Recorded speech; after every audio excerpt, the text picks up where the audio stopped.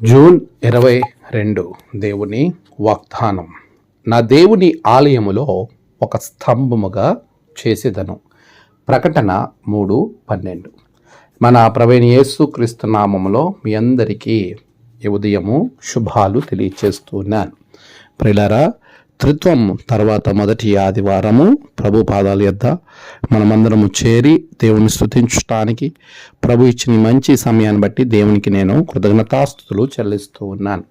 ప్రియులారా, ప్రభు యొక్క పాదాల యొద్ద మనమందరం నిత్యము ఆనందించే వారంగా, ఆయన గొప్ప క్రియలను ధ్యానించే వారంగా మనం ఉంటూ ఉన్నాం.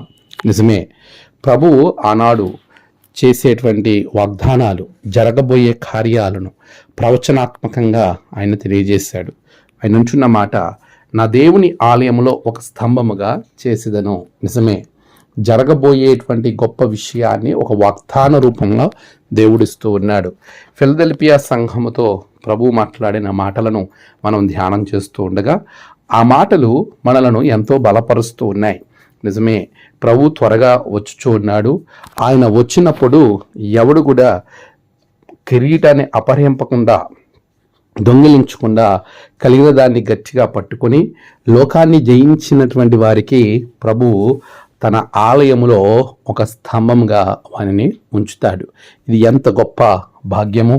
పరలోక వైభవాన్ని అనుభవించే గొప్ప ధన్యత కదా.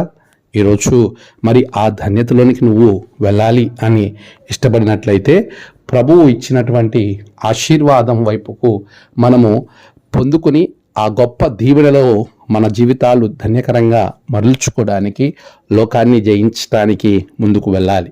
దేవుని వైపుకు తిరగాలి.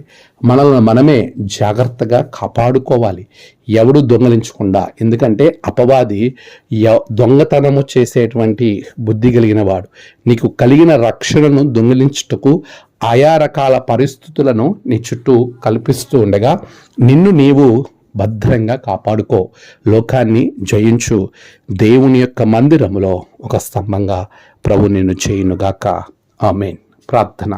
సర్వోన్నతుడా, గొప్ప దేవ, నీ బిడలను నీ మందిరములో ఒక గొప్ప స్తంభముగా చేయమని ప్రార్థిస్తూ ఉన్నాను. నేడు వారి యొక్క ప్రయాణాలు, పనులు, తలపెట్టిన కార్యాలలో గొప్ప జయము బిడలకు దయచేయండి. నేడు జన్మదినము, వివాహ దినము, ఆయా విశేష దినములు జరుపుకున్న బిడలను బహుగా దీవించండి.